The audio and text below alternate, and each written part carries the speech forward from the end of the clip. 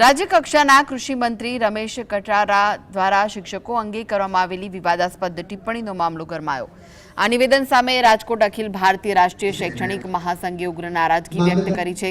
સંગઠનના અધ્યક્ષે મંત્રીના નિવેદનને સખત શબ્દોમાં વખોડતા જણાવ્યું કે આ ટિપ્પણીથી સમગ્ર શિક્ષક સમાજની લાગણી દુભાઈ છે। શિક્ષકો વસ્તી ગણતરી, ચૂંટણીલક્ષી અને શાળાની 100 જેટલી ઓનલાઈન કામગીરીઓ શિક્ષણના ભોગે પણ કરતા હોય છે।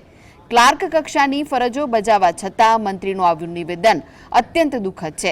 મહાસંઘ દ્વારા મંત્રી રમેશ કટારા પોતાનું નિવેદન તાત્કાલિક પરત ખેંચે તેવી ઉગ્ર માંગ કરવામાં આવી છે। સાહેબ, આપણે કહ્યું કે શિક્ષકો મોબાઈલમાં રચ્યા પચ્યા કરે છે। સાહેબ, આપને જણાવવાનું કે આજે સરકાર શિક્ષકો પાસે શિક્ષણ સિવાયની 110 પ્રકારની કરતા વધુ કામગીરીઓ કરાવી રહી છે। એ ઓનલાઈન હાજરીથી માંડીને ઓનલાઈન પરીક્ષાઓ હોય કે ઓનલાઈન માર્ક દાખલ કરવાના હોય તો મોબાઈલ વગર કે કોમ્પ્યુટરના સાધનો વગર કેવી રીતે શક્ય બનશે?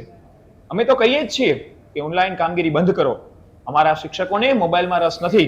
અમારા શિક્ષકોને બાળકના ઘડતરના નિર્માણમાં, રાષ્ટ્રના નિર્માણમાં અને ભાવિને સુવ્યવસ્થિત બનાવી શકાય એ જ બાબતમાં રસ છે।